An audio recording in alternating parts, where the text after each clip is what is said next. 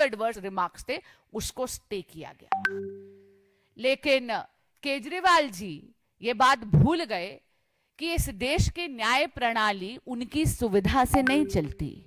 इस देश की न्याय प्रणाली कानून के तहत चलती है, संविधान के तहत चलती है। और केजरीवाल जी ने क्या करा, तुरंत 9 मार्च को यह ऑर्डर आता है और 11 मार्च को दिल्ली हाई कोर्ट के ऑनरेबल चीफ जस्टिस के सामने केजरीवाल जी अर्जी लगाते हैं कि केस को ट्रांसफर कर दिया जाए, माननीय न्यायमूर्ति स्वर्णकांता जी के सामने से यह केस हटा दिया जाए। क्यों? क्योंकि 9 मार्च का ऑर्डर केजरीवाल जी को पसंद नहीं आया। केजरीवाल जी एक बुली हैं। I am repeating this, Kejriwal ji, you are a bully. You tried to pressurize a female member of the honorable judiciary of this country.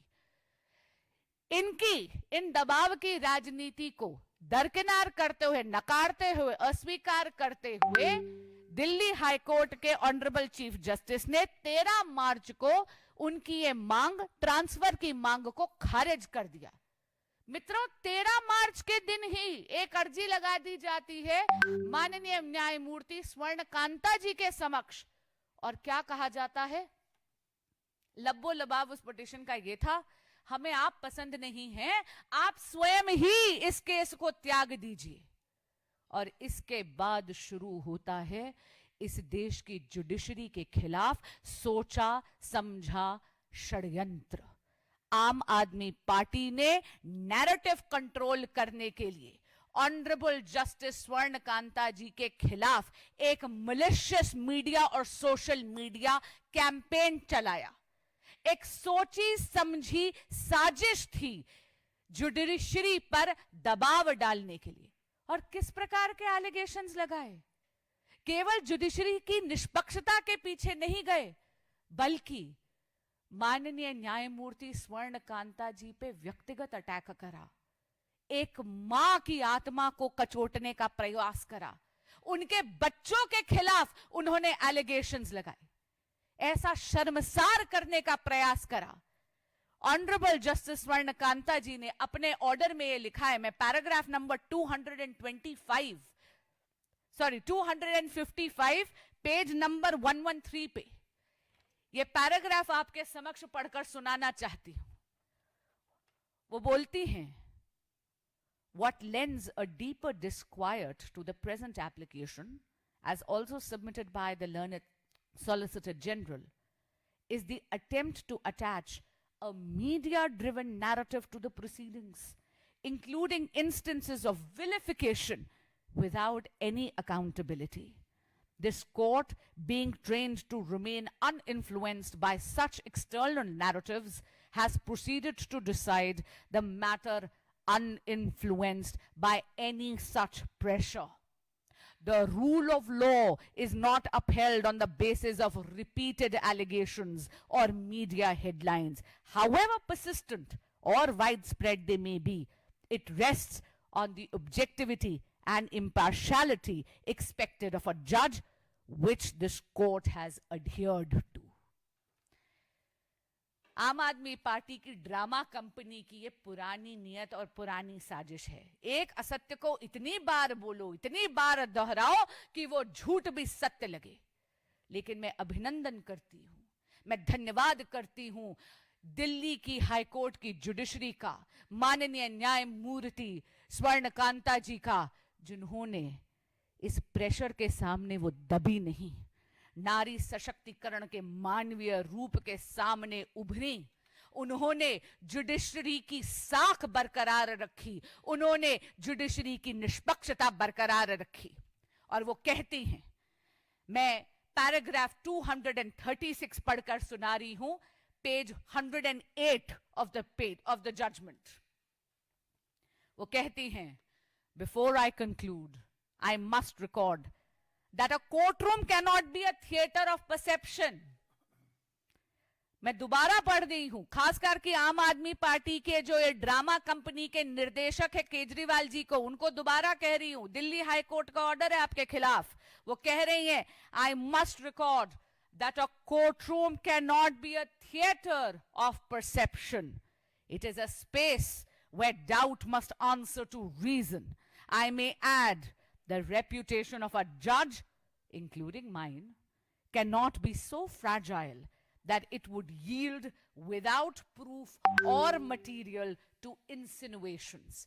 The reputation has been built by this court not in a day, but after adjudication of case after case, year after year, while remaining under the scrutiny of the open court and subject to correction within the hierarchical system of the judiciary by higher courts. मित्रों, ये जज change का नहीं, ये game change की साजिश थी जो केजरीवाल जी और आम आदमी पार्टी ने गढ़ी. ये परसेप्शन की नहीं, ये बिना प्रूफ के नैरेटिव कंट्रोल की साजिश थी जो आदरणीय केजरीवाल जी और आम आदमी पार्टी की ड्रामा कंपनी ने करी. ये भूल गए कि कोर्ट दबाव से नहीं, संविधान से चलता है. और एक बार फिर दिल्ली की जुडिशरी ने और न्यायमूर्ति स्वर्णकांता जी ने यह दिखा दिया कि हमारे देश की न्याय प्रणाली निष्पक्ष है, निर्भीक है और किसी भी प्रकार के आगे विरोध में वो दबेगी नहीं. एक बार और बात आप सबके सामने कहना चाहूंगी. केजरीवाल जी केवल ड्रामेबाज ही नहीं हैं, वो डरे हुए भी हैं. वो जानते हैं कि राउज एवेन्यू का जो ऑर्डर है शायद वो हाईकोर्ट की जुडिशियल स्क्रूटनी के थ्रू पास नहीं होगा, क्योंकि पहले भी ऑनरेबल दिल्ली हाईकोर्ट के समक्ष एक्साइज केस के सारे सबूत, सारे गवाह, सारा का सारा मटेरियल आया था और उसके बिना पर ही केजरीवाल जी और बाकी सभी अभियुक्तों की बेल ऑनरेबल दिल्ली हाईकोर्ट ने खारिज करी थी. केजरीवाल जी डरे हुए हैं क्योंकि वो जानते हैं कि शायद ऑनरेबल दिल्ली हाईकोर्ट ये सुनिश्चित कर देगा कि दिल्ली की जनता को न्याय मिले. और 9 मार्च का जो ऑर्डर आया था उसने दिल्ली की जनता में आशा की किरण फिर जगाई थी. और आखिरी बात कहना चाहूंगी, एक बार फिर इस आम आदमी पार्टी का नारी विरोधी चेहरा समक्ष आया है आप सभी के. आप भूलिएगा मत, आम आदमी पार्टी वही पार्टी है जिसने अपनी ही राज्यसभा की महिला सांसद को, जब वो रजस्वला थी, उस स्थिति में केजरीवाल जी के सचिव ने उनकी बुरी तरह पिटाई करी थी. वो महिला आज तक न्याय के लिए अपने हाथ फैलाए हुए हैं और केजरीवाल जी चुप्पी साधे हुए हैं.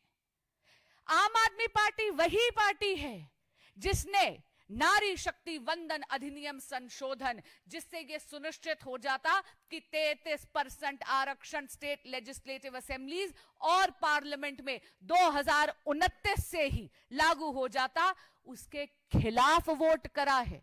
मीडिया के बंधुओं को याद करवाऊंगी, आम आदमी पार्टी ने एब्सटेन नहीं करा.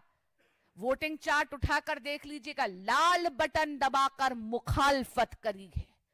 ये नारी विरोधी आम आदमी पार्टी चाहती है कि महिलाओं की भूमिका केवल मतदान केंद्र तक सीमित रह जाए. जब सत्ता में भागीदारी की बात आई तो उन्होंने मुंह मोड़ लिया और एक महिला जज पर, उनके परिवार पर, उनके बच्चों पर, एक मां पर इस प्रकार का प्रहार करा, इस प्रकार का आक्षेप करा कि वो महिला जज, वो चाहते थे प्रेशर में ही इस केस को खुद ही त्याग दे.